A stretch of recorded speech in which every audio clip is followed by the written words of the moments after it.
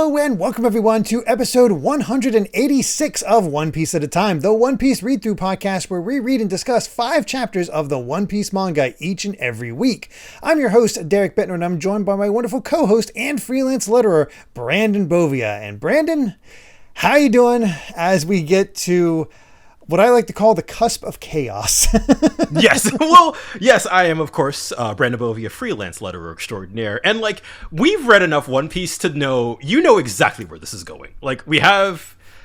This is sort of, I think, our kind of transition into the next phase of this arc. And it's you already know that, all hell's going to break loose. It's absolutely immediately, almost immediately. There's no some missing bit of information, and I'm sorry, I don't think Big Mom is going to get taken out by assassination. Not seeing that happening. It would be a surprise if it were that easy, right? It's not going to be that easy. Not to take out an emperor. And then, So it's just all right. We've the table is set. We're transitioning into the next phase of this arc, and it's all right. How's this going to go down? I feel like it's kind of how we're feeling now that we have our allies, and they came from a place I just never expect. I did not call this whatsoever that this is where the allies would come from. Just blew my mind. But it makes sense. It also makes sense, but it's also really funny when you think of how all the factions are working, and we'll get into that. We'll get into that when we reach those points. But man, this is just subversion to the arc. It feels like everywhere. No, it's kind of messing with your expectations. Yeah, everything I think it's going to go this way, it swerves, and and I think the fascinating thing is how frequently it does it. Right, And Dressrosa was like this way too, to an extent, I feel like, but maybe because Whole Cake is shorter and kind of more tightly paced overall, it does kind of feel like we're never lingering on one thing for very long. It feels almost like this is sort of our equivalent of we're not quite at the halfway point yet, but sort of when the tournament's over in Dressrosa, and we're kind of all right, we're at the Battle Royale kind of section of it. Yeah. It feels like we're moving towards that section, but way faster. Yeah, because, Dressrosa still, I think, was greatly paced. Because it was constantly throwing in new scenarios. This is, here's your established scenario, but we're going to twist it each time. It never maintains a status quo, even though we're sticking with the same basic characters. And it's a nice I think that tweak on how Oda doesn't get enough credit, I feel like, for how good storytelling that is. That he's able to kind of keep things moving, keep things kind of you never quite know where it's going to go. It's going to give you something every few chapters that makes you go oh, I didn't see that coming. So, I'm excited to dive into this, because this is again, like I said, I think this is sort of the turning point. This is the turning point set for Whole Cake. Oh yeah. So let's get into it with chapter 856, Liar. And not much to say about this opening other than it's just adorable to see Frankie giving that crab a mecha. I wonder why the monkey's bugging him. I don't get it. It's quite rude of it to toss those tangerines at it, but I love that it's Battle Crab number 9. This is the 9th iteration of it. I love the classic slime, except it has a 5 o'clock shadow. It's just weird. Are we in Whole Cake right now with all these little on this cover page with all these little kind of feels like it, doesn't it? Objects. But sure, but we get into the chapter itself, and it's time to start getting everybody on the same page, especially now that Jinbei is here. So basically they are trying to find Luffy and Sanji, and none of the mirrors are helping them. They have no idea where they are. They are not. They haven't seen him pass in quite a while. Not even in Sanji's room, because there's some weirdo sleeping in there instead. Which I completely forgot about. I was like, oh yeah. That whole thing. But fortunately, we have Nami here. It's like, well, if they're not near any mirrors, there is one place, the place where they fought this morning. And then immediately Chopper's like, they had a fight? Oh, no. Yeah, he's just, poor guy is just bawling. You kind of forget that with all that's happened, he's had no idea that happened. Mm-hmm. And I kind of like, from Jinbei's perspective here is like, Sanji probably had a very good reason to come here, and he's not going to be easy to bring back, I suspect. And then, he kind of starts teasing what sort of the next section's going to be, where he's like, he's basically like, I got something to tell you guys, the ceremony tomorrow is going to be anything but ordinary. Which we kind of already knew, but apparently it's even more unordinary. Yes, and that Jinbei goes on to mention, like, you came here with Peckham's, right? Like, yeah, he's fine now, which we saw him get shot, but apparently was saved in the nick of time from sleeping with the fishes. It was saved by the fishes, from the fishes. Yeah. So go figures. Peckham's has had it rough. he's had a little bit of a journey. A little bit. But then we have something odd as we shift to Sweet City, where I forget this guy's name, but this wavy guy, Bobbin, the Disposer? Bobbins, that's it. I think that's so. it. Yeah, who was going to give chase to Sanji on his own, but then he looks like somebody took him out before that, and he just collapses in the rain with blood. So somebody took out Bobbins themselves. We don't come back to this. We don't, but we know. I don't think so, but we know who did it, thanks to this set. I think. Okay. I think it's easy to parse out who it is based on what we learn. Mm-hmm. So, nice little bit of a tease there about what's actually going on. But enough of that. Time to go to the Vinsmoke says they're trying their best to drink them under the table. It's not possible. Yeah, which I feel like is also part of the, like, all right, here's part of the plan. They definitely want them drunk. Poor barmaids. Got three of them just conked out in the massive barrels of booze. And these guys are just fine. It's funny to me, again, that just, like, after all this time, they're just kind of like, their obsession with Nami, I think, is just funny. I know, exactly. It was like, oh, they shouldn't have wasted time with these barmaids. They should have gave us Nami instead. I was like, what? Oh my god. Oh gosh. And I love how Judge is like, let's not go overboard with the drinks. Even though they drank all these women under the table. Yeah, we're fine. And I love how innocent this is, because they're just like, yeah, we got Big Mom on our side. Germany will once again rule the North Blue. It's our first celebration, so it's to our usefully useless brother. Yep. Well, they're all laughing it up. It's so funny how much they have no idea. No, they got these poor idiots have no idea. There's so much else going on here. They're just like. And of course, you have while they're celebrating, the barrels have eyes, the walls literally have eyes, like they're being watched. Yeah. Oh my god! It just reminded me of a dumb joke of from Dragon Ball Z Abridged, where it's it's a reference to it's all going according to Cake. Cake means Kikaku. Kikaku means plan. Yes. And it's like, oh my gosh, that almost works too well because it is whole cake. It's like, damn it, this is it. Yeah, didn't even intend that. No, you're absolutely perfect. Oh boy, but yeah, they're making sure that nobody comes in contact with the Vinsmokes until the party. We got guards outside of Reiju, so we just need to keep them at bay until they count until it all happens. So let's not say it out loud, but Judge is asleep, Mom's asleep, Reiju's still contemplating, and outside of town, Sanji finally finds Luffy, who is just Klurgle, and he's remembering how he beat up Luffy. And Luffy is just so drained and has just the saddest looking smile. It's like, yay, I knew you'd come here. Again, I've never seen Luffy this just emaciated. Like, this is...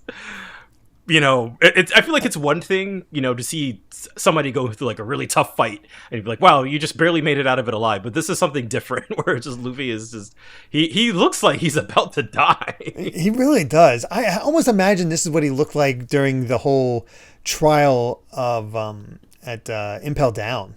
Where he had to save his own life. And that's when he shouted out for food. It's basically this. Yep. But, oh gosh, I love the parallels here. It's like, I dropped it along the way, so it's all crushed, and it got rained on, so I'm sure it's terrible. And Luffy bites into it. It's like, that's good. This food's the best. It's so good. Oh, it's got all of our favorites in it. Man, that's tasty. It's just sitting away, sitting on one of the Can't keep it together, man. He's like, you're such a liar. And Luffy's revived from that box lunch. He's all good. Nearly shriveled up. That's all it took. Yep. And he's like, hey, you done? Leave. It's like, no, come with me. He's like, Sanji just lists out the 3 reasons he can't come with Luffy. First, the captain of my own ship came all this way to track me down only for me to insult him and hurt him to the best of my ability, despite no resistance whatsoever. I can't go back to the ship. Second, the Brate is in trouble. If I don't play along, I can't escape from this wedding. Third, the evil family to which I'm related is walking into Big Mom's trap. They're going to be slaughtered. They're scum. I owe nothing but hatred, but I can't bring myself to abandon them to their fate and run. That kindness is instilled in him. So yes, again, we were talking like, I think we kind of jokingly, the past couple episodes, like, just leave them. Like they're, they suck. And he literally cannot. He is that kind. Exactly. So he's like, because of this, I can't return with the rest of you. So I just see it. Leave, please. And that's the moment where Luffy finally punches Sanji. Sanji was beating the hell out of him, never punched back. But that comment is what finally got Luffy to punch Sanji, send him flying, and basically have him shout out, "Tell me how you really feel." Yes, which is like.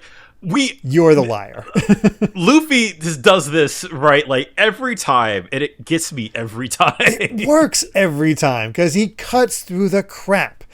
Exactly. It's we've seen it ever since Nami, where it's just like, I am so lost in my own thoughts. There is no way out of this. I don't want to get you involved. I just want you safe. And Luffy's like, I am your friend. Let me do this. Shut up. I'll handle it. Yeah. Like, you have to be the one to say, I need help. Right? And it is like, Luffy, he's not going to act unless he hears that from you. And we even saw this, just back on Zou with Momonosuke, right? It was a very similar sort of scene. I mean, you didn't hit him, but, it was like, you're having all of these people speak for you. I want to hear it from you. I want to hear your voice say, what you need. And then after that, we're like, it's raps. Like, I'll do whatever I can. So kind of this version of it, and I think you had a great observation where Luffy did not hit Sanji back at all. It is not until this moment where, it is at the peak of Luffy knows what he wants, Sanji knows what he wants, and he just can't say it. And it's just like, just be true to yourself, right? Like say it with your words, I even think back to the scene with Vivi, right, in Alabasta, where even that, they kind of got into a little scuffle. Oh yeah. Yeah. And so, like, I always love these moments. You need to rely on us, and that's all it comes down to. And he's like, I'll never get sick of it. Nope. Always works. Happens time and time again. But this is like, it's akin to the hero arrives in a lot of other shonen. But Sanji breaks down. I want to go back to the Sunny. I just don't have the guts to run away. I can't. Once the ceremony starts, I can't stop any of it on my own. And yet I still want to save those scumbags. And Luffy's like, yeah, that's who you are. But you got us. So let's crash this wedding. And that's how it ends. It's like, yeah, easy. Again, no questions asked, right? Makes it seem so simple. Yeah, exactly. And it is through all of this, like through that final kind of confession from Sanji, like seeing him just kind of break down in front of his captain like that. Last time, he was trying to hide the tears, he couldn't.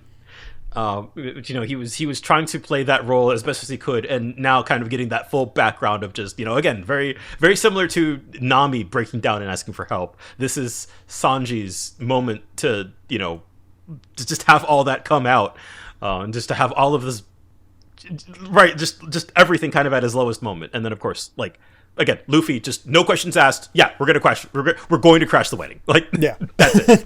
Yeah, sounds good to me. I got no problem with this. So thus begins the next phase, crashing the wedding. Yes.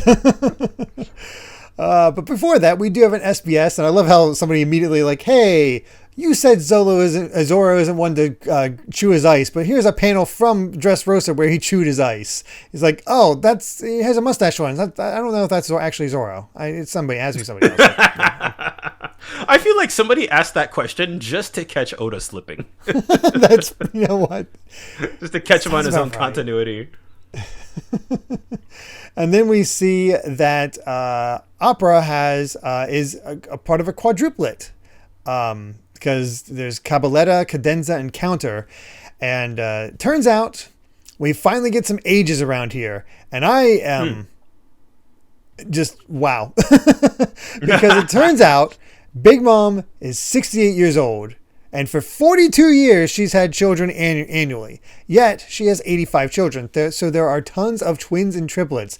The biggest batch is a decuplet, who are all 18-year-olds now, and 5 boys and 5 girls. Big Mom indeed. Good God. Yes.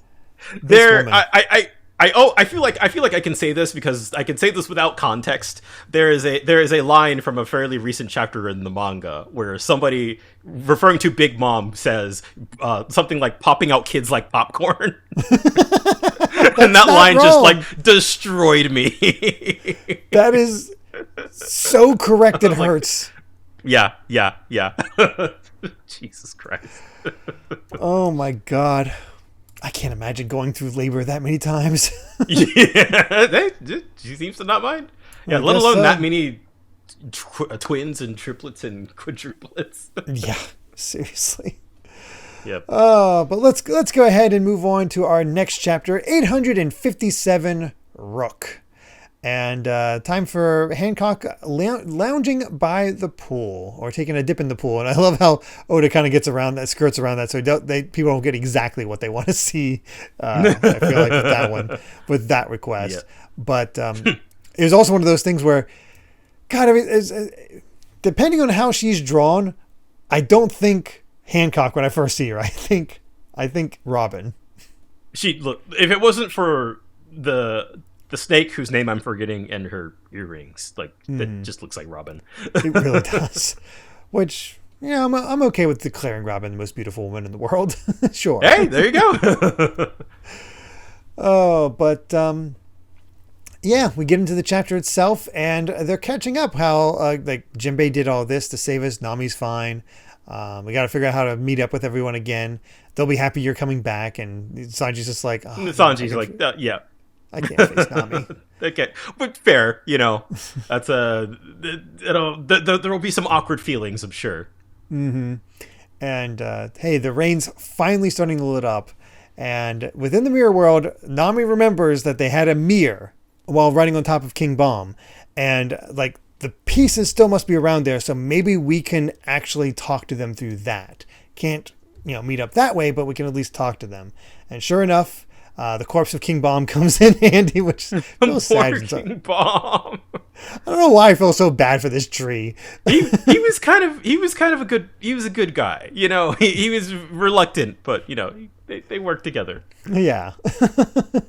But they finally make contact, and it's like, yeah, they're inside of me. It's like, what? And just it's not just like, what? Yeah, roll with it. Don't worry about it. Sure. And got confirmation that. We got Sanji, we rescued everyone, they're in the mirror world, and Brook even managed to get the poneglyph tracings. So Luffy just goes, I knew you guys could do it. They're all they're all blushing. Chopper, Carrot, and Brook are all like, it's so nice. But of course, Pedro staying on task. Have you found him? But have you settled things? So, no, Sanji's not coming back yet. I was like, what? We're going to go smash up Big Mom's tea party and the wedding, and we'll save Sanji's family. And after that, Sanji's coming back. And you're just like, Big Mom's... And then it's just like, Sanji's like, wait, she's an emperor. I don't want myself just to expose them. And I love this slip. of the veil for him. I don't want my selfishness to expose them or expose Nami to danger. So of course. That's such a good the Sanji-isms are coming back. Like he's struggling to get back to the facade he often puts on.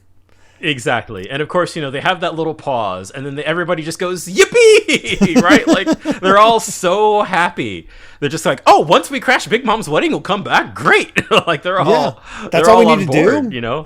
Yeah. Oh, gosh. But of course, Nami has to twist the knife a little bit, where he's like, is that you, Nami? Oh, Sanji, after the way you cast me into the depths of terror, I will never forgive you. But I can forget that for the moment. The word balloon stabs right through Sanji, which is just great. Great comic making. And we're not leaving without you on board, Sanji. Got that? It's like, is that a marriage proposal? It's like, all right, I'm convinced you're fine now.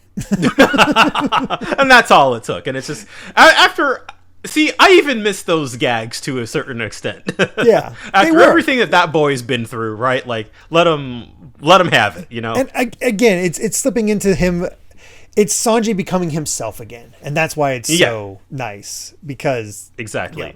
Again, this exposed them to expose Nami, and that's better. It's I even like the idea that he's kind of forgetting. He's like, oh yeah, I should probably try to protect Carrot as well.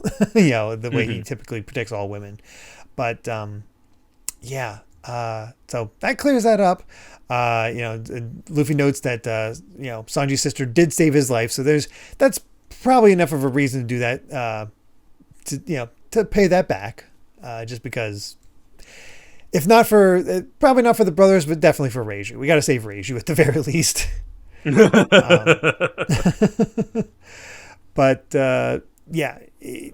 It's not going to be easy, because even if we are not attempting to defeat Big Mom herself, she looks forward to her tea parties like little else in the world. If we prevent that from happening, we will be igniting the wrath of one of the four emperors. On top of that, while I'm sure you've seen a number of Big Mom's ministers, they are merely the tip of the iceberg of her forces. We've not seen the strongest members yet. Oh boy. And there will be figures attending her tea party who are even more fearsome, not to mention her invited guest of tyrants from the underworld. We only have 10. And by 10, he's counting Brule and Diesel. And there's like, no, you're rounding up. It's only 8.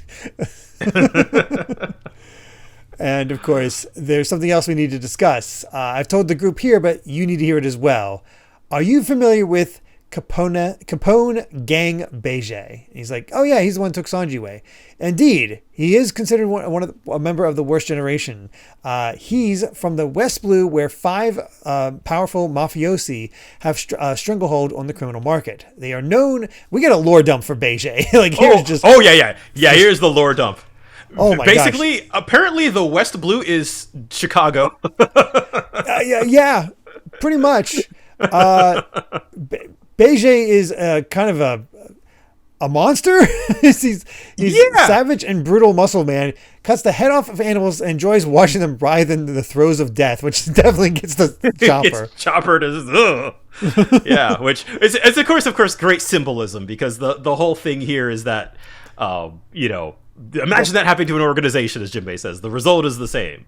And that, as in his young days as a gangster, he sought out the leaders of criminal organizations and took them on alone. Even as the leader of a mob family, he only ever took down his rival leaders, except that he never showed interest in their position or territory. He just took the valuables and left. And once the head was cut off, the remnants of the groups would descend into bloody squabbling. So he would just sit back, watch it all unfold, and so you really kind of, I feel like you're kind of building up. He's going to try to do the same thing to Big Mom. yeah, very much so. Also, thing I just realized, they show they cut off the head of a horse for that example. Godfather reference. Oh, is it? You don't remember know that? I've never seen The Godfather. I've never seen it either, but I know one of the most favorite scenes is as a threat to a guy. He wakes up with a bloody horse head in his bed. Oh. Yeah, again, Oda loves his movies, man. And really... does. Beige is really just like, and I feel like to a certain extent this feels like every, you could very much feel the mob mafia vibes in Doflamingo as well. So it really feels like a lot of the sort of the big kind of time skip, the big pirate crews are really just it's just the mob. Beijé's just sort of the typical American gangster. yeah, exactly. But of course, he is the constant target of those hungry for vengeance because of doing all that. But even that is a game because he sets up behind his iron fortress, fights them off, and mocks their futility. And once he was tired of land because of the way his body works, he went out to sea to repeat the same pattern. So he started doing it by taking out pirate captains and only the captains. So why tell us this? Well, he's plagued by the agents of revenge, so working for an emperor is the perfect refuge for him, and thus he joined Big Mom. So in recognition of his finely honed caution and incredible defensive ability, he was granted the title of Rook before becoming before the upcoming Tea Party. He's now in charge of the security for the event. So if they are the guards, there is no one to stop them from getting what they want. They are security. Who's going to stop them? So as we continue on, Big Mom plans to slaughter the Vinsmokes and then sees all the assets for herself. But behind her back, Beijé wants to take Big Mom's head. It's assassination. I love how it's assassination on top of assassination, where this offshoot that you didn't. I was like, okay, Beijé is going to have a role to play. I think just as muscle. That's all my thought was. Is like he's just going to be another one to fight at this point. And the fact that it's like, no, there's just another subsection of betrayal. And now we have this whole thing that's going on where, Beijé plans to betray Big Mom. Big Mom plans to betray the Vinsmokes. The Vinsmokes, the literal Nazi-like organization, are the only ones being legit. they're just like, this is great, man. You know what? We're gonna marry off Sanji, and it's going to be great. All right, time to make Gerba great again. And they're just like, there's so many criminal conspiracies happening here that the literal evil empire is just like, wee. I like the idea that the fascists are stupid.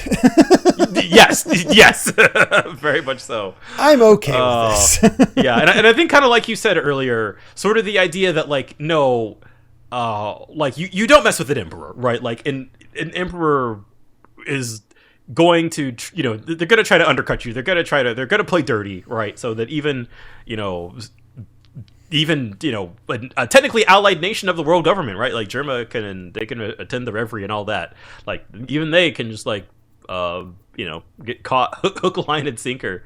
But I also like this from the perspective of Beijé. It's like, here's another one of the worst generation that's also trying to, pick a fight with an emperor. Yeah. It's just that Beijé, he has the long game, right? Like, and that's sort of the cool part. Whereas Kid and Hawkins, and I guess like you don't really know what Apu was up to. Like, was he kind of in on it or not? But there was sort of that whole, I feel like we really are with all the worst generation. We're kind of seeing everybody have their own approach to how they handle the emperors. Which I think is really cool. And it's interesting that they've, as we'll see let's finish up this chapter and we'll declare that. It's just like, the reason we know this is because we saved Peckham's. Beijé shot and tried to kill Peckham, feed him to the sharks. And Peckham, because Peckham's was too loyal, was going to reveal what's going to happen to Big Mom. But fortunately, we saved him, and he's safe now. And that's how we learned what Beijé is up to, thanks to him. Yeah, and of course, from Luffy's perspective, he's like, "Oh, these guys also just tried to kill Peckham's, who helped us. Like, all right, now he's really gonna get it, But Jinbei has a different idea. It's like, this is what I want to discuss because once I heard the story, I tried to anticipate how you would act, and I figured that if you learned the truth, you would choose to rescue Sanji and his family. Perhaps it's not fair to Peckham's, but in this situation, should you really be making an enemy of Beijé? Because the tea party begins at 10 in the morning, 5 hours from now. That only gives us a few hours to craft an entire plan among the 10 of us, and which we got to stop. I love how they still yell, "Stop including us!" However, Beijé and his crew have been relentlessly preparing for this day. So what do you think about teaming up with them instead to assassinate Big Mom? And I love that Luffy's like, actually, you got a good point. Yeah. And it paints this idea that I thought the worst generation was going to be this other set of pirates that he'd have to defeat on the way to get everything else. And instead, in the case of Law, and now in the case of Beige, who I very much didn't expect them ever to team up. To be right? No, these are just allies, potential allies, where they're working together towards a similar goal. Maybe they'll have to fight at some point, but we all kind of, I feel like they all kind of understand that, like, it's the emperors who are kind of like, keep your eyes on the prize, right? Like, there's no point in really kind of squabbling amongst us. And that, I feel like, just like with Law, and that was literally just Law, none of his crew, that like, you do have to team up to take on these bigger and bigger enemies. And that's also another way for like the Straw Hats to kind of gain more and more allies. Yeah, especially because time goes on. I think Law seeing Luffy defeat Doflamingo garnered respect for him much more so than otherwise. So it's I don't know. It seems like it really does get a sense of like I'm just building up allies constantly, and I am building up my future kingdom as Pirate King. It's and it's so funny how things have twisted, right? Because when we came into Whole Cake, it was like we got nobody. Like we are kind of naked and afraid out here with like half of the Straw Hats going into enemy territory, and you kind of find allies in the most unlikely of places. And so learning that, like, kind of feeling like, okay, there is actually hope that maybe we can pull this off after all. It's interesting. Yeah, it's so different how you think it would actually go, because again, it's the mafia boss. Exactly. This is the guy that Luffy would team up with, but we instead move over to let's check in on the Beige's whole crew, the Fire Tank Pirates. And basically Jinbei's like, I've already arranged a meeting. Will you speak with him? Because if you don't like it, you can refuse. Our goals are slightly different. And this is when we get the line, you got rid of Bobbin, so that's that confirms that they were the ones that took him. I missed that. Yeah, and what's his name with the tongue is the one who did it. So Vito, yeah, the Germans my heroes. I love that bit is coming back. And they really come to us, Godfather. Jinbei ain't the kind to tell jokes. As we share a common interest in opposing Big Mom, the rational course of action is not to make extra enemies. Everything that after that depends on what Straw Hat says. If he tries any funny stuff, we'll just snuff him out here. And it just got such a cool spread for those last two panels, man. Like and also notice Caesar's there. I did not recognize him, so it's a legit shock when I get to the next chapter. It's like, oh my god, because I've been wondering, like, what is Caesar up to? Yeah, right. Maybe I shouldn't have said it then. Yeah, it's fine. It's in the set, so whatever. Yeah, I didn't notice it on my initial. I only noticed it just now as we were going through it. So I was like, did not take notice to him whatsoever. Oh god. But let's go ahead and move on to the next chapter, 858, Meeting. And it's time for some American football between the monkeys and the bisons. And I am not sure about those that outfit that Nami's wearing. Yeah, is hey, you're protected from the chest up. Yep, that's about it. Yep. Okay then. Oh, go ahead. Oh, I was going to say I like that. I guess I can't tell if the actual Bison is like the team captain because he's kind of button heads with Luffy, but like I guess like from a composition point of view, I kind of thought of it as Frankie, maybe just because he's the kind of the focal point. But either way, just kind of having the Straw Hats stand off as football players is a really kind of unique idea. Yeah, really cool. It is.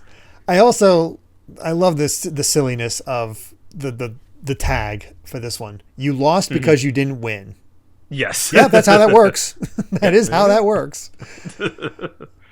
Oh gosh, but all right, let's get into the chapter itself where our gourmet knight Strusen is working on the cake. Gotta have it all ready to go. So let's make sure this all happens and get more songs going on. The constant singing. I'm gonna have to check the anime for this scene to see what the song is like. Because I'm sure this one page, I'm sure, was like 8 minutes. Oh, I'm sure. I mean, I was waiting for the Hard Knock Life from Andy to start playing because he just had that one line. That's how I started singing it in my head. Oh gosh, but so yeah, the cake's being made, and we check in on Peckham's with the Fishman Pirates, and this feels so wrong. Yeah, like I feel bad for Peckham's, but also not really. Yeah, right. I mean, he's a good dude, just kind of on the wrong side. Pretty much, because he's like, yeah. Oh, okay, has Jinbei reported to Mom yet about what Beijing's planning to do? Is like, and then we have, oh gosh, I'm blanking, Aladdin? Oh, Aladdin, yeah. Yes. Saying, oh yeah, of course. No doubt at this very moment, Mom is crushing Beijing the traitor into dust. It's like, he's like, no doubt, there can't be any room for doubt. It's like, no, I've got to go make certain.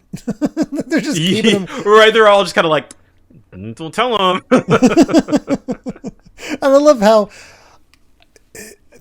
we have this commonality for a lot of Big Mom's children.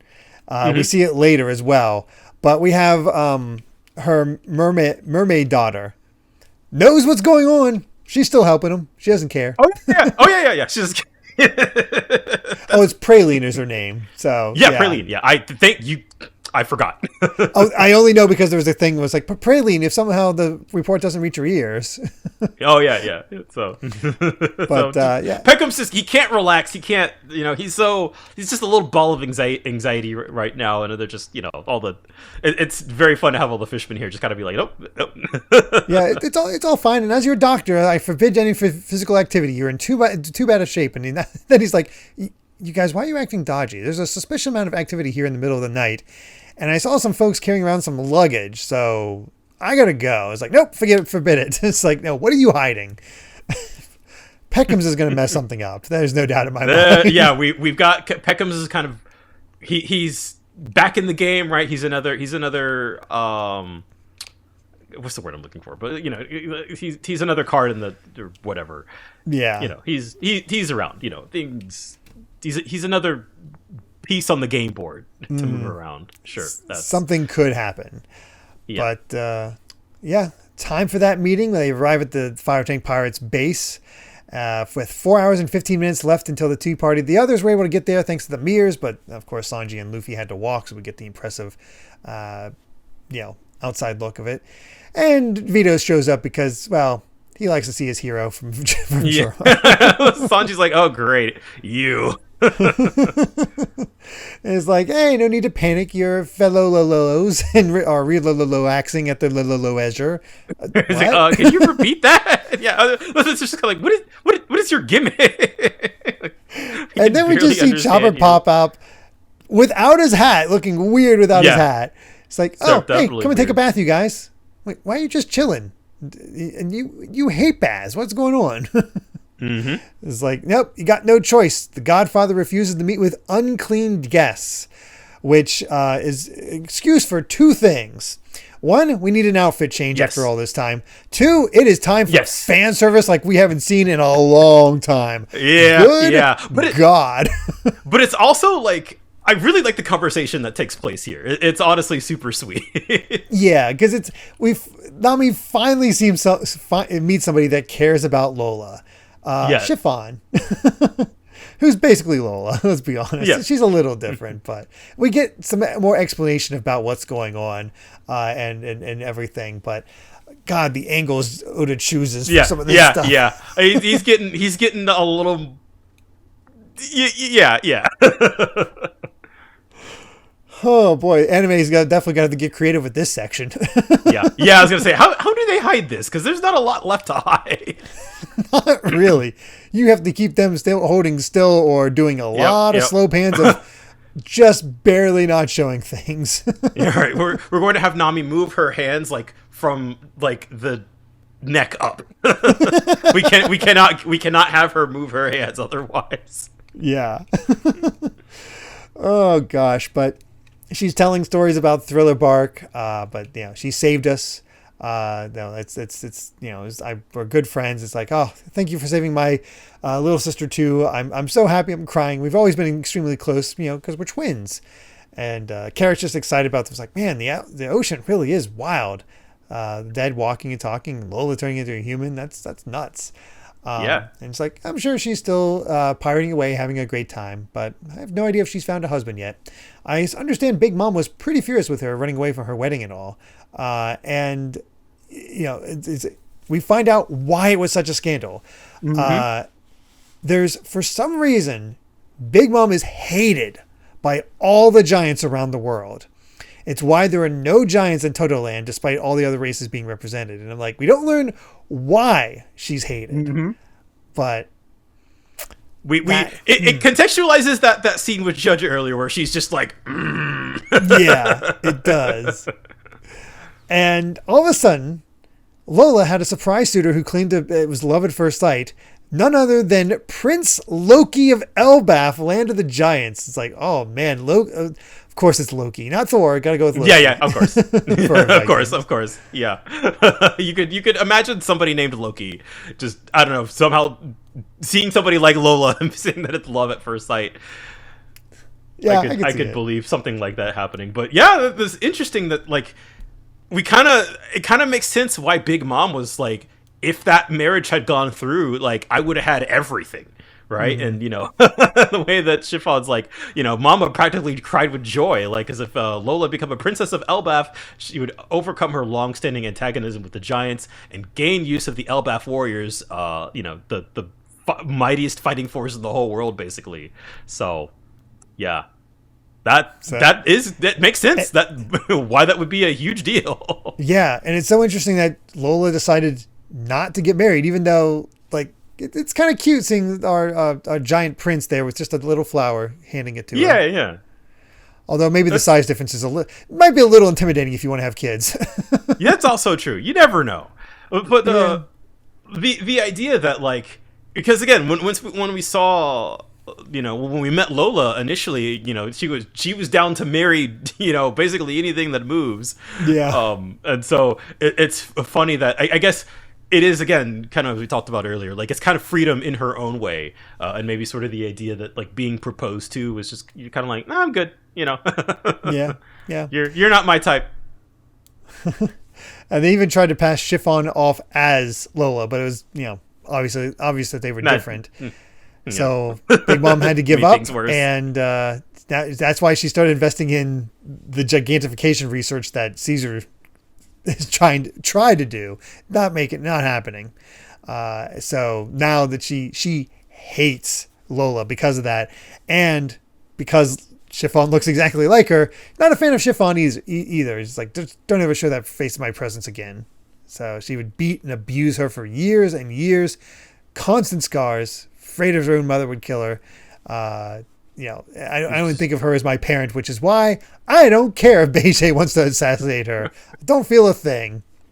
Yeah, like, that sort of complexity, right? Where Beijing mentioned assassinating Mom, I didn't feel a single thing. Does that make me awful? Well, that's the truth. That's just like that's just kind of the brutal reality of it all, right? Like that, you could understand why somebody would, and I'm sure like.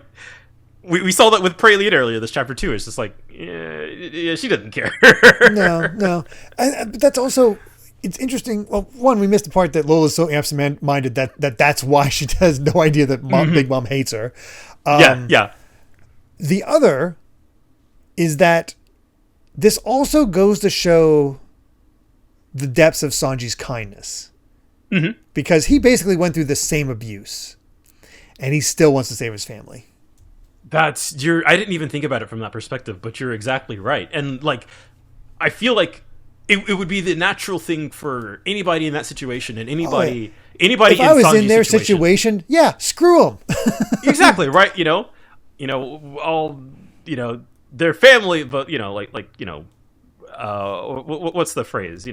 Sometimes blood is not thicker than water. Right. Yeah. So it totally the sort of familial relationships really are kind of complex here, and the sort of little bit that we get with Chiffon and kind of understanding her perspective and her side of things and kind of what it means to be like a child of Big Mom's when she's like scorned you. It's just like, I I might as well not even have a real parent, right? Right. So yeah, and that the idea that I love that complexity of like, at this point she feels nothing at the idea that like, oh, you're gonna assassinate my mom, like, yeah. All right. Stay safe. yeah, right. But I love this shift too. It's best joke of the set. This is one of my favorite gags in this arc. Brooke and Luffy are out of the bath. They're all they're all relaxing. And Luffy's like, why are we in the post-battle relaxing stage anyway? We haven't even started the big fight. It's like, this feels wrong. This is not how we usually operate. And there's like, oh, a fridge. Right. Hey, they got milk. It's like, hey, don't rummage around in another man's fridge. It's like, oh, perfect. I lost a tooth and I've got a crack in my skull. And they both have a single juice box of milk. Yep. Luffy's tooth grows back. Brooke's skull is repaired. How the heck do your bodies work? It's just, bravo. That really feels like Oda's like, I'm not keeping this continuity. No. It's acknowledging this is a chance for me to refresh and get them cleaned up, so I don't have to do all the scuff and battle damage and all this other stuff. So this is we are using this. We're going to get everybody reset and get as much fan service in there as possible. yeah. But it is also after everything that's happened, it is kind of a much needed breather. It is. Yeah. It takes them another 45 minutes to get cleaned up. But time is ticking, right? We started at 5 hours left. Ooh. We're already at 3 hours 30 minutes. It is going quick. And of course, Brule is giving Chiffon the business is like, why? How could you do this to Big Mom? It's like, you know what she did to me. I'm worried about Lola, and Beige and Pez are my only family now. That's all I need anymore. Pez is so cute, storing right there. Like, you would think that's cute, but it's kind of it's cute. Yeah, it's funny that she has the whole family here with Beige of all people. I can't get over it. It's so funny. This guy who cuts the heads off dogs in order to just see them twitch. That sort of thing. And we'll get into that. But we finally have our meeting, and this feels so movie coded. It does. They change costumes. Like, okay, it's time for the big assault, and that we got to get into our drip. And there's some good looks for everybody. Oh yeah. I think Pedro might have the best look. Oh, Pedro is honestly, dapper as hell. He looks great. Like, it really is, looking like we're about to go to a wedding. I don't know if we get a good shot at it. We see her back, but Nami's outfit is actually like one of my all-time favorites for this part of the arc. Remember, I forgot to take a look because it's a lot of shoulder and above looks for it. Yeah. Once we get a good look at it, like it's fantastic. I think she looks great. And of course we. Oh, I was going to just mention Carrot's flapper hat. From the 20s. Yeah, it's fun. Luffy, of course, having the hat on the straw hat. It's really good. It's fantastic. It's fantastic. I also, real quick, because it doesn't matter too much, but when you get to the next page, you get a full shot of Luffy. He's still wearing shorts. So he's still a little ridiculous. He has a cravat with shorts, so he looks a little ridiculous in this outfit. It's very in character. But let's decide if we can work together or not, because from our perspective, you're unwanted intruders, and we should just kill you all right now. And Sanji's like, hey, if I die, your chance of killing Big Mom are gone. You won't have a ceremony because they're going to be suspicious if I'm not back 2 hours before the wedding. And he's like, you're right. So I can't kill you. So Jinbei's just like, let's not waste time on threats. Let's just get to it. And then Luffy takes a notice of somebody and is like, wait a second. You're Caesar, I can tell. I love the slow zoom in too, like, because Luffy is silent throughout like this whole first spread of the meeting. He's just like, and you really think he's like lost in thought. And then you see the slow zoom in. You see Caesar kind of like looking away from Luffy. And of course, poor Chopper is like, Caesar, where?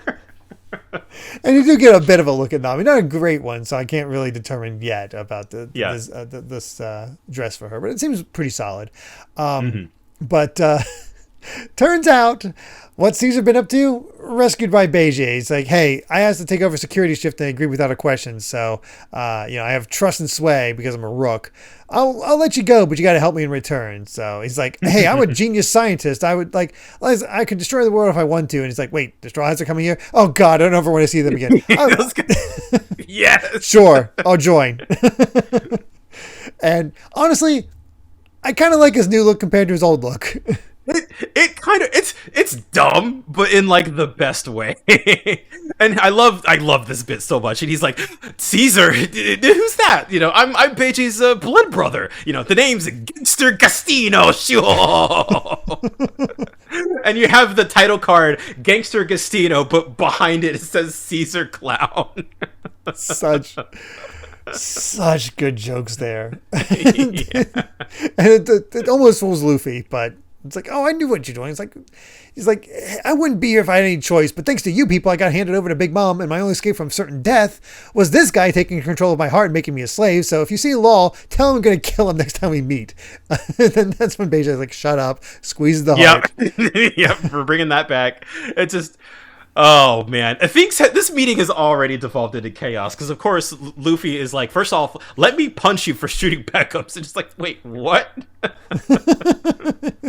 It's like, hey, that's not going to help. It's like, but he shot my friend. It's like, you said something bad. And then it's like, hey, you said something bad about the Godfather. Take it easy, Gotti. No veto, let him do it. It's like, kick these bums out. It's like, Jinbei just cuts to it. It's like, do you like Big Mom? And all three of them say, I hate her. I hate her. Then that makes us allies. Thank God for Jinbei being here to be the adult in the room. Thank God for Jinbei. Yes.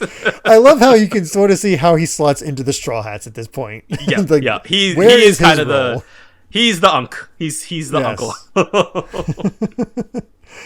It's like, if you form an alliance, it will give your cause the advantage. So what's the plan? All right, we got it all arranged. Let's carry it out and be done. So fortunately, all that was decided in 10 minutes because now it's 3 hours, 20 minutes until the tea Good party. Lord. That was a really good chapter. Yes, it was. That was a really dense one. Oh, man. So much fun. So many good gags and just a lot of really good reveals and good texture. Yeah. And you're still getting some emotional beats, but it really is just like, it's the transition. We're shifting shifting gears here, and it's a great shift. Yeah. But let's go ahead and get to chapter 859, Emperor Assassination Plan, and Usopp and Brook hanging out as they throw some snakes. Sure. Yeah, it's cute. I don't have much to add. It's great. Nope. So, yeah, there's just a lot of conversation here. A lot of things being mentioned. Kind of back and forth. Where Sanji basically is like, I don't care about assassinating Big Mom, but is she even the type of person who can be killed with guns and cans? I mean, if you ask me, she's like a blimp made of steel. How do you kill someone like that? And that's a good point. Yeah, that's a very good point. And Pedro's just like, the assassination requires the job to be as successful in a snap because otherwise we're going to be surrounded and dealt with promptly. Luffy's of course not bothered, and it's like, we risked our lives trying to save Brook from Big Mom. So while she was asleep, but here comes the big question: why did you choose the tea party for your assassination attempt when all of her officers are going to be there? It's like her most guarded moment. And, all right, going to make it simple. Under certain circumstances, I can have Big Mom dead in 5 seconds. But creating that 5-second opportunity at the party is going to prove difficult because one of her people will stop us in an instant. So it turns into a battle, and if that happens, and our chances of victory are basically zero. We're out of luck. This has to go well. So it all comes down to us capturing Caesar here. Of course, he's like, it's Castino. It's like, whatever. Yeah. But he's like, hey, once the plan is over, you're going to give me back my heart and set me free, right? That's the deal. Don't you forget it. Otherwise, I will take the life of your firstborn son. And that gets Chiffon. It's like, don't get paranoid now, Gasiko. Beijing is a man who keeps his word. I like how she's defending him. Now we've got Gasiko as another nickname.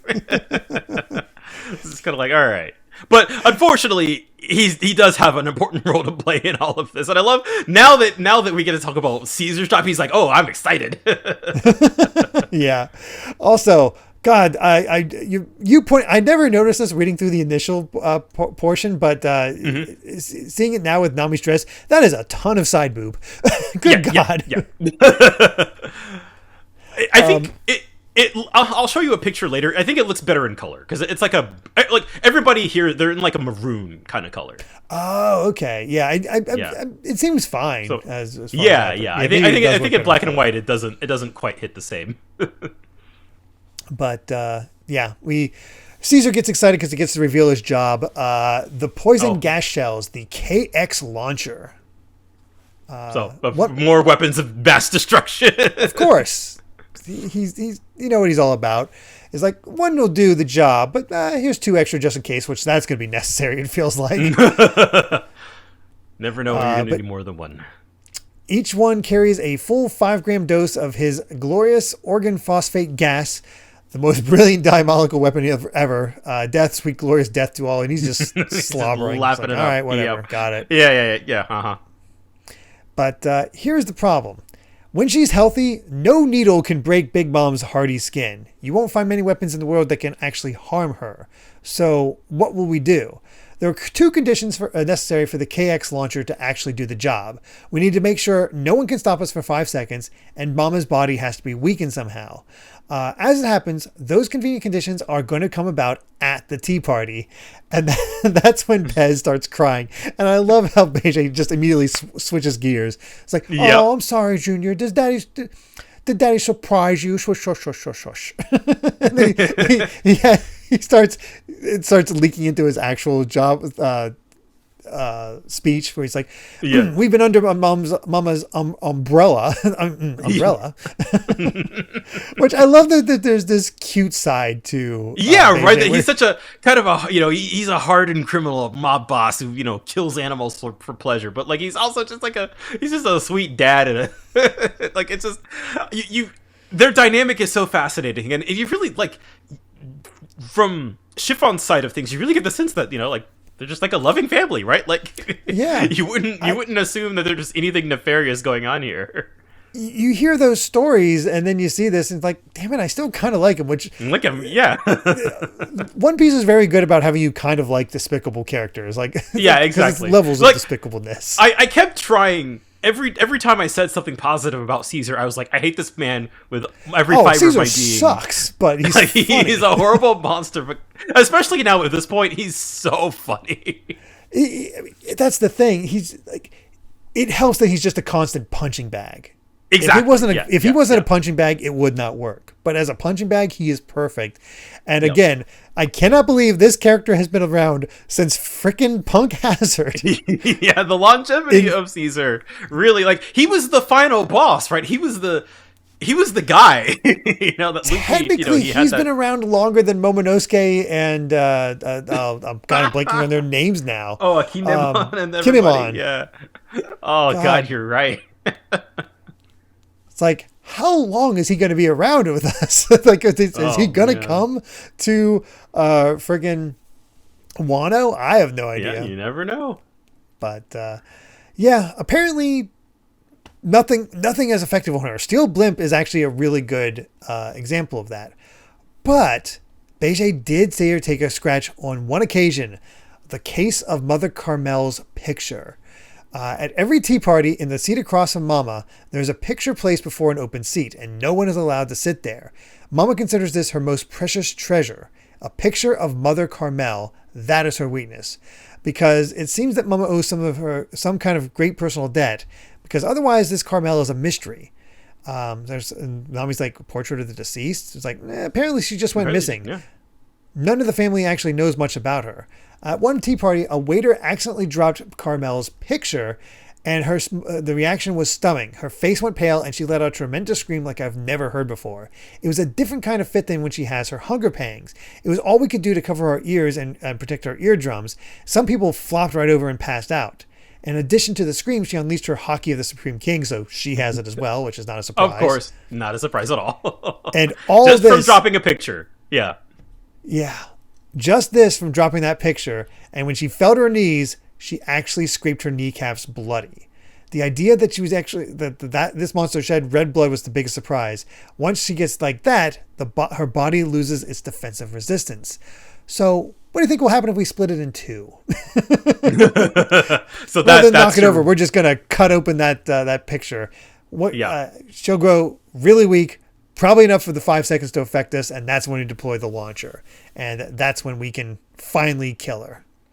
And what will happen if we get paralyzed too? Is like, nah, we got the invisible Symphonia system. It's like, you mean earplugs? Yeah, of course. Science. So, and of course, Luffy's all for it. He's like, hey, if just breaking a picture is going to cause that much chaos, we can save Sanji's family during that too. We'll be perfect. I'm trying to. I told you about my theory before. Should I do it now or should I wait till the end of the chapter? I feel like you should. Okay. I feel like now is probably the best time for it. Okay. So I have a prediction when it comes to Carmel. I think Carmel is actually Big Mom. I think this is a Dorian Gray situation where the picture is that is the source of Big Mom's powers, and the reason this body does not take any hits or anything like that is because this is the body being sent out, and Carmel is maybe the one true source of her soul. Right, yeah, because she has these soul, manipulation, and we already saw with oh my god, Prometheus and Napoleon and all of them that like Big Mom can like split her soul into other objects, and so it would make sense that like why something as simple, as a it's just a mirror or not a mirror, it's just like a picture. Yeah, so. Yeah, just a simple picture doing something to it. Could absolutely do it. It seems extremely vulnerable, and it just, I don't know. Yeah. It's the first thing I thought of when I saw it. I was like, wait a second. It feels kind of convenient, right? Like that Big Mom would have such kind of a glaring weakness. She would, but she also protects it so much, and the way they're describing it is trying to definitely throw you off the scent of it being, what it could actually be. Which again, my predictions have not been great this arc, but I am simply trying to support your predictions with evidence that we already have. I do not want to sway things one way or another. Oh no, you're not leaning me any one way or other. Good. So don't you worry about that. But that just putting it out there into the ether, that's my prediction for how this is kind of going to go. But also the complications. And I feel like that's more entertaining for the readers too. Since I already know what's going to happen. Yeah, no need to you can't make predictions because of that. Yeah, exactly. So well, soon. True. Once we start getting to stuff that is like, and there's the one thing I'm thinking of that's not soon, but not that far either. That's like I have no explanation for this. So that's where I get to be like, here's what I think it is, but. So we're about to start getting to some of that stuff that is quite literally like Oda has we've not gone back to it yet. Double theorizing. Yeah. Weird. Oh yeah. We are truly in a new era, but But of course, Beijing is like, Luffy's just chirping up. Is like, oh yeah, we can save Sanji's family during that. It's like, hey, don't act like it's gonna be that easy. You'll have about 3 seconds between the breaking of the picture and Mama's fit. If you can survive for 3 seconds before she starts up, surrounded by the furious Big Mom pirates, buddy, you've got to be a miracle worker, and you're the one who gets to play that roll straw hat. And it's like, wait, you're using Luffy as bait? It's like, and even Chiffon shows up. It's like, hey, his crew saved Lola's life. You can't send her near certain death. And Luffy's like, no, I'll do it. It's fine. I don't care. And he's got a really cool way to make his appearance. And he's, even Chopper is like, oh, what's it going to be? Is it going to be fun? And he's like, no, I'm going to ruin the surprise. And then both Nami and Chiffon are like, I think I was worried about him. Quick prediction on that one. And especially because it'll definitely piss off Mom. He's going to burst out of the cake. That would definitely be the easiest way to make chaos. Yes, it would. I have no solid basis for that. I just find it to be the funniest offhand. So Luffy's excited about it, so whatever it is, it's something nefarious. Whether it's cool or not, we'll see. We'll see. But And he's like, okay, do you know when to do it? And it's like, oh, when Sanji smooches pudding, right? It's like, no, we're not. We can't do it then. She's going to shoot me instead of doing the kiss. Remember? So instead, I'm going to dodge, and the shot will be the signal. So it's the shot. So since Sanji knows to dodge it, he can dodge it.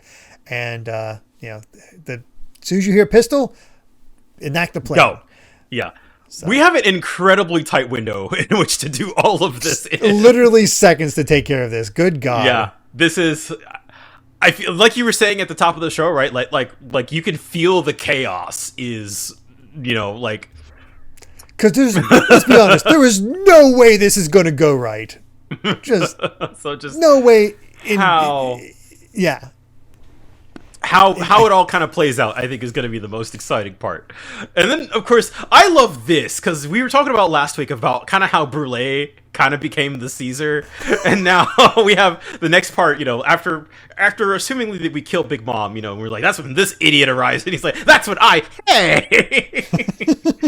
And so, of course, Caesar's like, I can fly, so I'm gonna burst into the scene with my trusty sidekick here, pointing to Brûlé, carrying a mirror for the escape, and she's like, I'm not your sidekick. And I love the idea that like Caesar's the butt monkey here, but the butt monkey has a butt monkey. It's Brûlé. It's just, there are layers to this. Poor Brûlé has fallen so far. She really has. But I don't think she's as useless as Caesar, because she's like, I've got to report to Mama, and I feel like she has some way to do it. Yeah, like some way this is going to be disrupted, whether it's through Brûlé, whether it's through Peckham's, something is going to happen. Yeah, like through, it is in Caesar's best interest, even though, he's a little bit of a rat, right? Like, but, it's in his best interest that everything goes according to plan, because he didn't want to be here. He doesn't want to work for Big Mom. He has no way of giving her what she wants. He's trying to get out of Dodge. Well, but Brûlé has no reason to, go along with this plan other than threatening her. So, it's not like she's on board. Right. But of course, once they all get back on their boats, the partnership is over. Escaping Big Mom's territory is all you're on your own. Good luck. So yeah. So the idea that this is all going to be like it is an assassination attempt plus escape sequence, like. Good luck. I'm down. Good down. Luck. I have no idea how this is going to go down. Whether it's, something's completely defeated or what happens here. There's so many different ways this can go, and that's the exciting part. Man. Yeah. Man. No. This is. I'm excited. Like this is. Like we had something such else. If there is an escape and then Big Mom chases them into Wano, so they have to deal with two. Oh my god. That would be a long chase. What were you about to say? I'm sorry for interrupting. Oh god, what was I about to say? But just that, like, we all know that, like, this is not going to go well. Like, this is going to be extremely chaotic, and I think kind of seeing how it all plays out is just kind of what I'm excited about, because it is, again, this feels, it feels so different, right? Like, it feels like,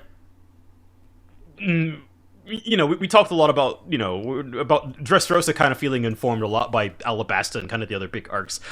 I can't really think of a single thing that's the most like whole cake, if that makes sense. Mm-hmm. In terms of structure, it really does feel like we're off in La La Land right now, in a good way. You can see elements, but it's also very different in a lot of ways. Yeah. So So we got through like 20 chapters of just like emotional turmoil, and now we're in like, all right, like we're about to kick off the action.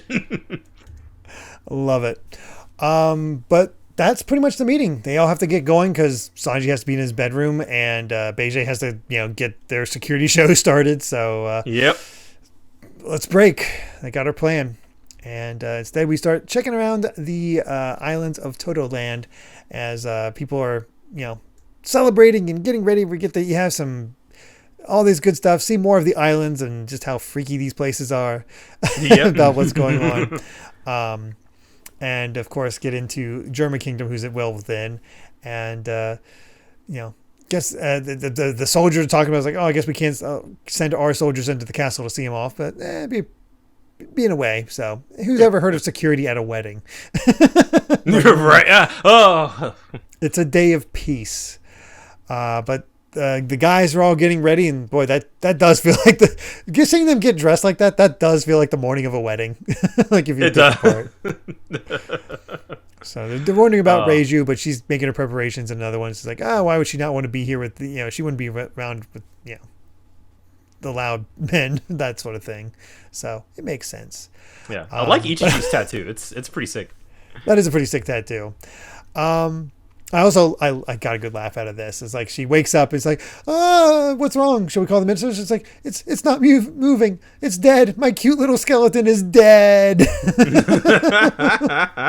And then, of course, just immediately, Zeus and Prometheus are just kind of like, I know it's sad, but it's the big party. And of course, Big Mom just immediately switches gears, like, it's the wedding cake. Yeah. So it just, Big Mom is such a goofy child cartoon character. Yeah, she has a toddler brain as a 68-year-old woman. Mm-hmm. It just tosses aside the Sanji puppet, not the Sanji puppet, and just like yep, I don't care about that. Oh gosh, but we end the chapter by checking in on Pudding, who is already in her dress, and but she's looking sad, and she's like, I'm feeling depressed. It's like, what, you got wedding blues? It's too much for me. After I kill that idiot Sanji, I'll have blood all over my dress. And then I have to go around erasing everyone's memories if I want to still be known as a good girl. It's all just a big pain in the butt. It's a shame, too, because that close-up of her looks just really well drawn. Like, she looks legitimately beautiful. Yeah, she does. Like, that is and it's not Nami-like. It is very unique to herself. Oh, yeah. Like, it's a good look, but she's as the narration says, it's the tea party from hell is about to begin. I love it. Oh God, I'm so excited. But we got another SPS, and time to get perverted. Because we got a question about this whole SPS, man. like these past few have just been so down bad. Oh, they really have been. It's just like it's like, hey Oda, I'm sure you've gotten plenty of letters ever since you revealed Reiju's panties, but don't let it bother you. All of humanity was naked once. If panties all it takes to get their panties in a bunch, then they need to learn some self-control. And then it's like, your pen name is about the least wholesome thing about all this, because it's heart racing nosebleed. Of course. And then of course got to talk about Nami in the shower from just a few chapters ago. And, was it going to be awkward in the anime? If my family's around when we watch this, it's like, okay, all of humanity was naked once. If bathing is all it takes to get you all on Twitter, maybe you just need to learn some self-control. P.S. I got a heart-racing nosebleed when I draw this scene. So, taking the guy's name. The first question about Reiju, was that just from Oda himself? That, or just Oda saw this as like, I'm going to take this to set up another joke, because you guys are idiots. Just being goofy. Yeah, just completely goofy. Oh, gosh. But let's get into our final chapter for the set. 860, 10 o'clock start. And I love this. It's just Crocodile holding an umbrella over a puppy shivering in the rain. That's weirdly adorable for him. And also the first time is this the first time we've seen time skip Crocodile? First time we've seen time skip Crocodile. And as far as I can tell, there is no difference. He looks exactly just the same. I was gonna say, I was like, he's exposing himself. He's weak. Yeah, he made himself weak so this puppy could be safe. Oh, that's oddly sweet. But we get into the chapter, and Peckham's has discovered what's going to happen, and the fishmen are just like, yeah, we're out of here. We're leaving the country. You have to wait till somebody finds you. I love how they tied him up. But they also left rice balls nearby, as well as a water jug. So he's they don't want to leave him for dead. No. He's like, you'll be found eventually. So here's some stuff to hold you over, but we're going to go. Yep. And it's like, wait, does Mama know about this? It's like, I hope she doesn't. What did she say again? If you leave, you die. Jinbei was grateful, because, it's sheer miracle that he was actually able to find Peckham's and learn about this plan to assassinate so they could work it all together. But, I gotta let Luffy's group know I can't stand by and do nothing. So, I'm going to be fomenting rebellion and betraying Big Mom. I tried to do the honorable thing first and went to face to face to request her, but I had to change course because that roulette brought out how numbers on it meant to indicate the number of fellow sacrifices that had to be made along with her, with me. So it wasn't just him and losing body parts or lives. It's how many people get sacrificed too. And basically I couldn't let you guys be damaged by that as well. So it's just beyond the bounds of my one life. It was unreasonable and dishonorable. So that's why we're doing this. So you guys get out of here. Get out. It's about to be chaos. Yeah. Because of the hors d'oeuvres, escorting all the guests, it's going to be very light security. This is your best chance. And, of course they were like, Jinbei, we want you to be free as well. It's like, hey, I'm going to lay down my life to protect my captain, Luffy. The only question is whether I do it now or later. So he's ready to die for Luffy already. Dude, Jinbei's the man. Like, I'm a broken record, I know, but just these scenes, these flashback scenes of just like seeing Jinbei dedicate himself to Luffy, it's just wonderful. And that the other Sun Pirates are so like understanding of that. Mm-hmm. Yeah, and they're just kind of like, make every effort to protect your own life, pretty much. And Aladdin's just cool. I like Aladdin. He's so cool, man. and I also just kind of like Praline, just always sort of smiling as she's like, what's he up to? He always seems amused by everything. Yeah. So we cut back to the Vinsmokes, and Reiju has joined them, of course, not letting them know what's going on. It's like, where were you? It's like, you were partying all night. It's like, I needed a quieter room to sleep in. It's like, just give her a privacy, adult. It's like, all right, let's go. The ceremony's on the roof, and they're all making fun of Sanji still, and Reiju's like, why is Sanji still here? He knows what's going to happen to all of us, and legit worried about him. So it really, I know we talked about it already, but it is kind of hilarious just how much of a non-factor the Vinsmokes are in all of this. Yeah, I was like, oh man, the Vinsmokes are going to be the major enemy. Oh, gonna have to team up with Big Mom to take out the Vinsmokes. It's like, they are a non-factor. Yeah, they're kind of just here, which is really funny. That they are just off in their own little world, effective in their own way, but beyond what they want to actually achieve. They're kind of just nothing right now. Yeah, which is almost the best way to treat them. I'm sure somebody's going to end up fighting them. Mm-hmm. But we'll see what happens there. Although, real quick, love Reiju's fit. Oh yeah, the cape and everything else. It's like that's just a good look. Yeah, I want to. That's another one I want to kind of go back and get a better look at, see how it looks in color. But time for our guests to arrive as we get introduced to a ton of people from the underworld. The Loan Shark King, God of Fortune Dufeld, the Queen of the Pleasure District, Stussy, the Major Undertaker, Drug Peklo, the Warehouse Kingpin, Gibberson the Hider, the Shipping King, Deep Sea Currents, Umit, and a design that as soon as I saw him, like, I've seen that before. Yes. I have no idea what this dude's deal is, but I've seen this before. President of the World Economic Journal, Big News, Morgans. Big Bird. Dude. Big News Morgans is one of my favorite new characters introduced.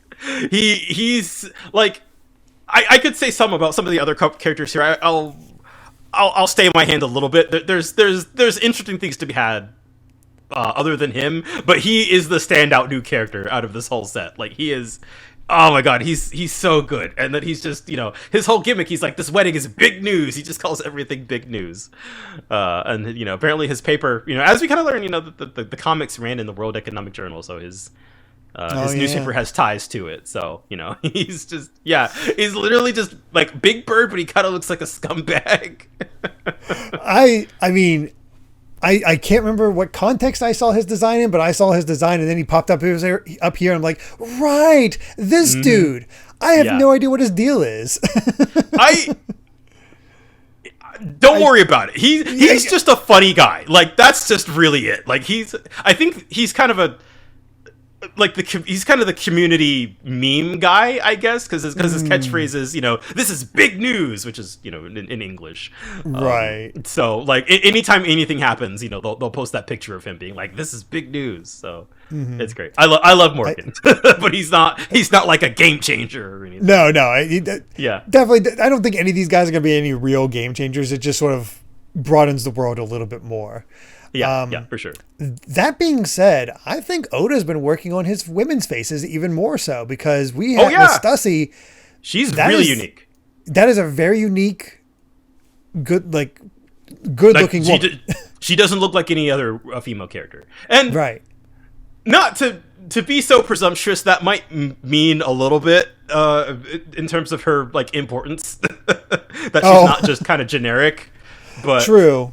Yeah. Oda does like to throw out a lot of wild designs, and you never know what's going to click as far as I think like important or not. Stussy's a really cool looking character. She's another big favorite of mine.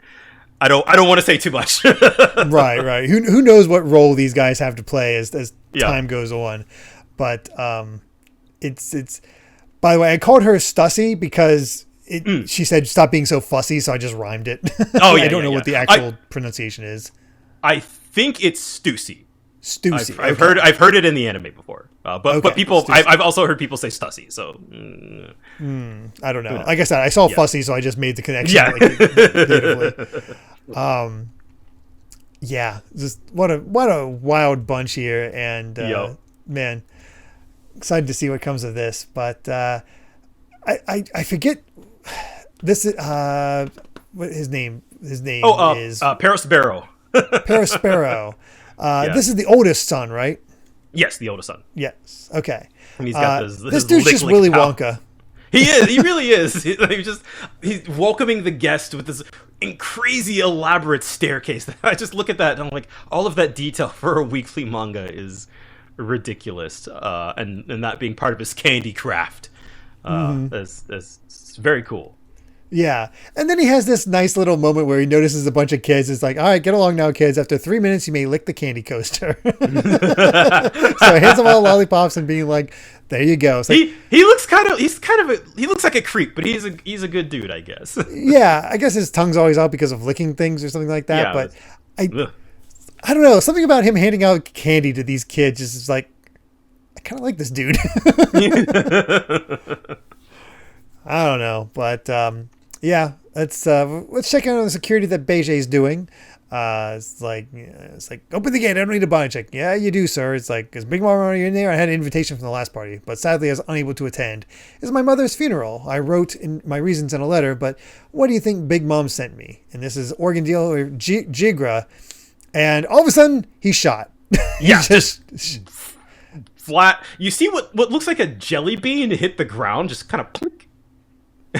Yep, and just took out him. It's like, hey, that was a guest. Who did that? It's like, all of a sudden we have this guy up here. It's like, he was going to say, what do you think Big Mom sent me? My hospitalized father's head, and I've come here today for revenge. Open the gate, blam, blam, then he opens fire. He shot 2 of your men. And this is the introduction of Katakuri. Yes. And he threw a jelly bean at him. Was that a mistake? And this is our highest ranking member of the Sweet Three. Katakuri, second son of Charlotte, with a bounty of 1,057,000,000 berries. So we just finally have a little higher than Jack. Yep. Jack was a straight Billy, right? Like he was just flat billion. Yeah. This guy's design is sick. Dude.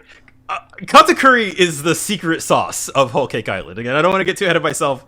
I'm a Katakuri fanboy. He is one of my favorite characters. Is he just super tall? Or is he a long leg like Smoothie? Because we see Smoothie in the next page, and the way they sit is very similar. I think he's just super tall, but I do not know if that is confirmed or not that he's a long leg. Yeah, because I'm looking at the two, and it's like, that's very similar. So he might be. I don't know. Yeah. But So, fun fact for those of you who, if you're not on the Patreon, yes, not on the Patreon, we have the bonus episodes, and it just so happened that one of the bonus episodes we did recently was us looking at the live shows at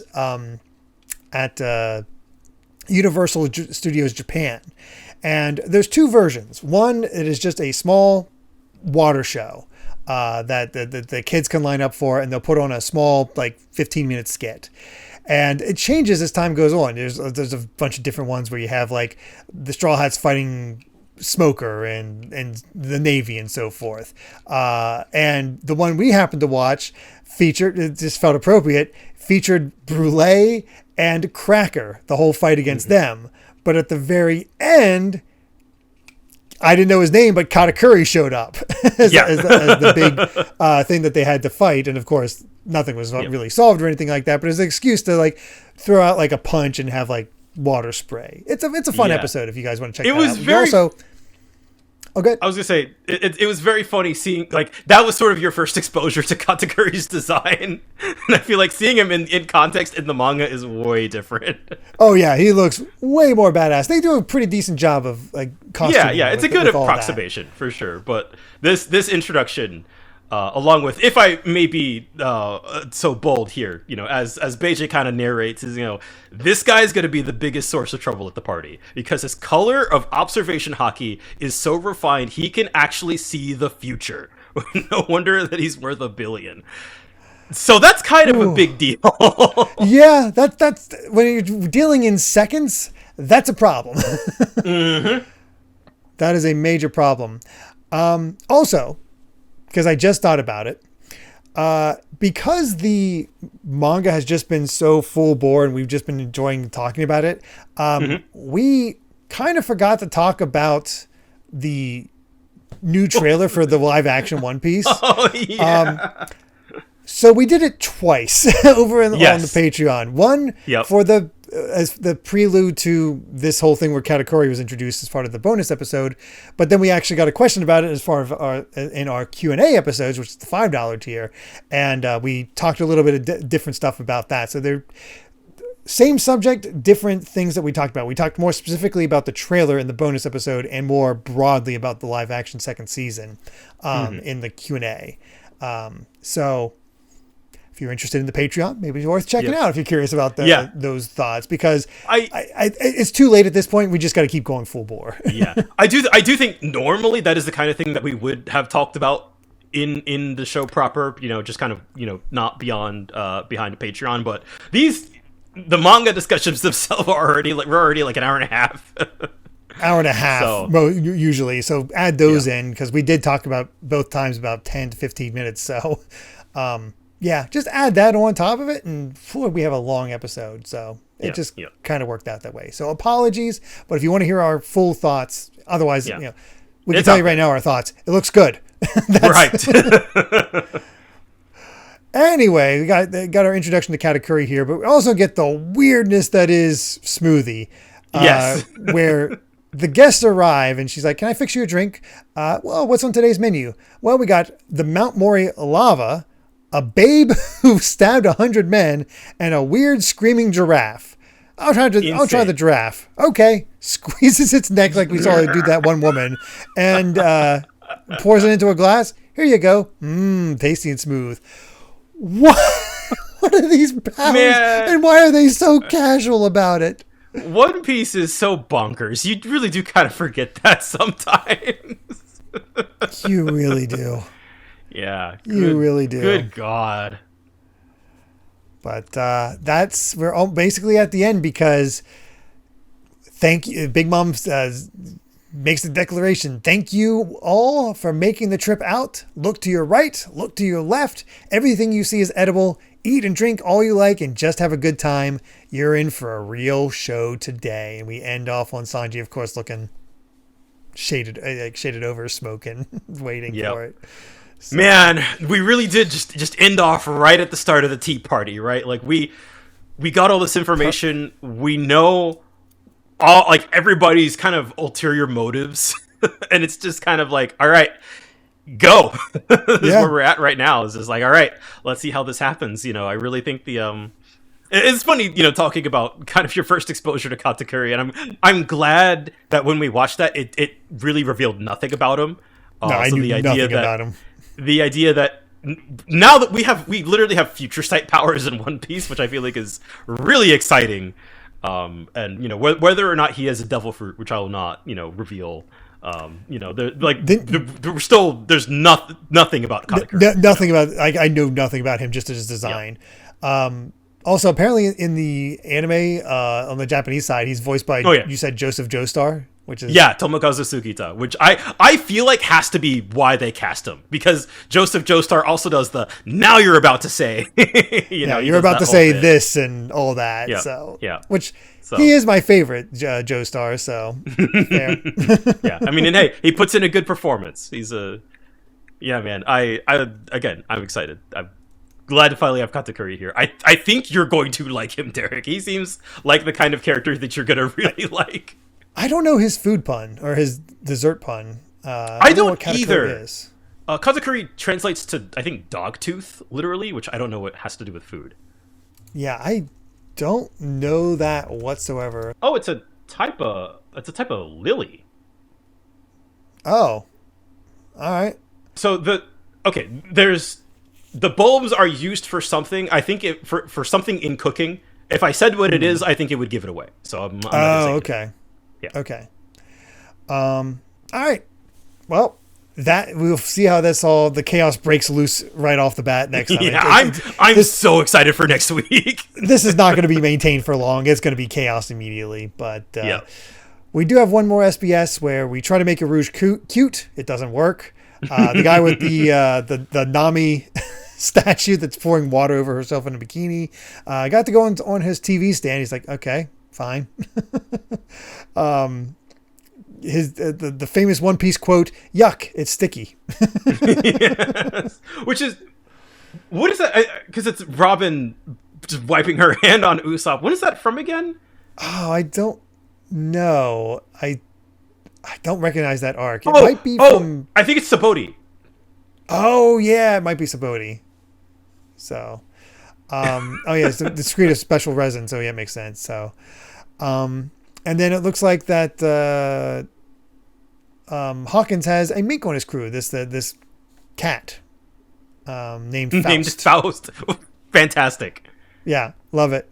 And then what does Whitebeard's hair look like underneath his bandana? Just a copy of his mustache. According to rumor.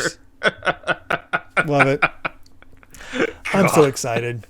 We're in a good spot, man. This is like, I really feel like this is like, like all hell's about to break loose. Like we are kind of at the cusp of like, I feel like this is where the really, really good stuff. I mean, I'm saying that every week. Like we've gotten through the emotional pain, and now it's time for like the big bombast, the adventure, the twists, all of that like good classic One Piece stuff. We got that Sanji development. We got that Sanji backstory really quickly put on display. Like I honestly thought it would take longer to get to that stuff. But Sanji's whole thing about leaving is wrapped up. He's with the crew again, essentially. It's just we got to take care of this one mission in order to get out of there. And that's a fun wrinkle. It's not like to the very end like Nami, Robin, Usopp were. So. Yeah, you're right. That's a good point, actually, because it is sort of like you would think it's more of the build up, but like it really is. I feel like because now that we have the arc is structured around the wedding and around kind of establishing everybody's motivations and ultimately trying to save the Vinsmokes, it is sort of like all of the Sanji stuff has to be front loaded so that now that that's all out of the way, we can kind of like, all right, now let's get to sort of that classic One Piece chaos, as is kind of the catchphrase on this podcast. It's kinda. So I'm just excited. I think this arc is so good. I love it. I'm loving every minute of it now that we're in it. Crazy part of it is that I know it's roughly the arc roughly ends around 900. So the fact that we have 40 chapters of chaos ahead of us, well, probably 30 chapters of chaos, 10 chapters of wrap up, but still. Yeah. Well, yeah. There's only but so much time left, which is crazy. Love it. It's good. But, yeah. No notes, man. It's good. This arc rocks.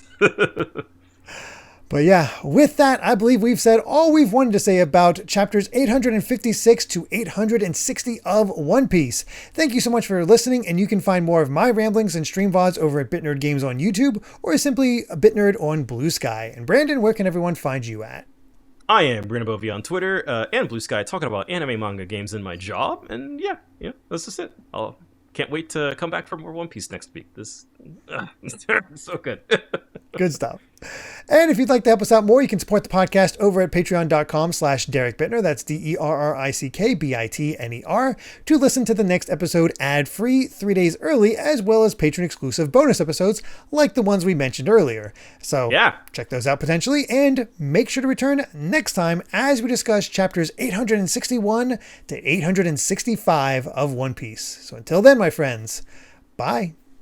Remember to take life one piece at a time.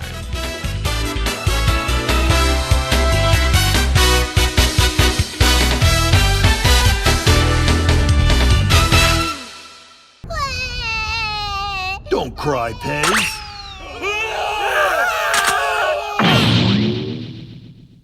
Aw, Daddy's sorry. He can get wowdy sometimes. Don't cry, baby. It's been a whittle over a year since we first allied with Mumsy Wumsies. I think you forgot to drop the baby talk.